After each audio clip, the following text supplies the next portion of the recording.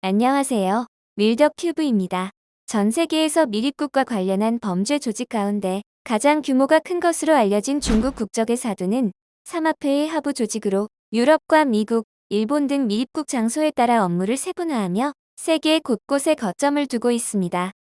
주로 현지 범죄 조직과 긴밀한 협조 관계를 통해 경찰의 감시망을 뚫어내고 있는 사두는 그 중심에 있는 중국 공산당 간부 출신 리더가 큰 교두보 역할을 하고 있습니다.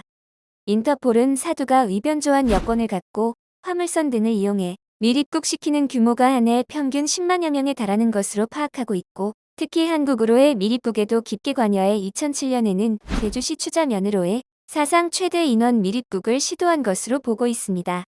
2007년 6월 사두는 중국 텐진항을 출발하는 제주 선적 5,000톤급을 매수해 일본 히로시마현 구례항으로 정상적인 항해 과정을 세팅해놓고 한국과 인접한 지점에서 100명에 육박하는 밀입국자들을 또 다른 어선으로 갈아태워 우리나라 남해안으로 상륙시킬 계획이었는데요. 그런데 해군은 레이더를 통해 제주시 추자면 28km 해상에서 수시로 항로를 변경하는 화물선 한 척을 포착했고, 이에 따라 해경과의 공조를 통해 주변 해역에 있던 제주해양경찰서 소속 경비함정 1호 공이함을 급파하여 밀착 감시를 시작했습니다. 그리고 새벽 6시쯤 화물선이 제주시 한경명 차기포 북서쪽 90km 해안을 지나고 있을 때 해경, 해군 합동 통신 검문 검색을 실시했는데요.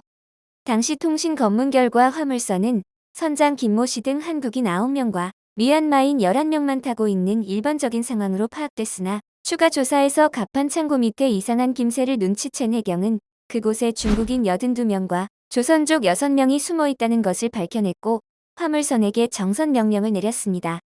그러자 지금까지 순수히 지시에 응하던 화물선은 갑자기 항로를 변경하며 공해상으로 도주하기 시작했는데요.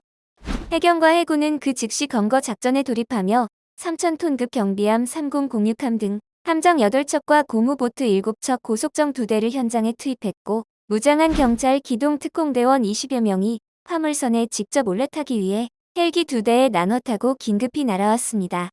경비함 3006함이 화물선을 가로막는 동안 기습적으로 갑판에 올라탄 경찰 특공대는 반항하는 밀입국 브로커들을 빠르게 제압하고 1시간 만에 화물선 전체를 장악했는데요. 이후 해경은 갑판 밑에 숨어있던 88명을 경비함 3006함으로 인계해 제주항으로 압송했고, 그 후에도 제주도에 먼저 밀입국한 외국인의 행방을 조사하여 국내에서 밀입국을 도왔던 알선체까지 모두 잡아들였습니다. 해경에 따르면 이들은 다음 날에도 중국 대련항 앞 해상에서 중국 어선으로부터 중국인 60명의 신변을 인계받고 같은 수법으로 환승시킨 뒤 국내로 밀입국시키려 했다고 밝혔습니다. 이에 대해 언론에서는 대한민국 사상 최대 규모 밀입국을 해경과 해군의 입체 작전으로 막을 수 있었다며 극찬을 아끼지 않았습니다. 이번 영상도 밀덕큐브를 시청해주셔서 감사합니다. 구독과 좋아요는 영상 제작에 큰 힘이 됩니다.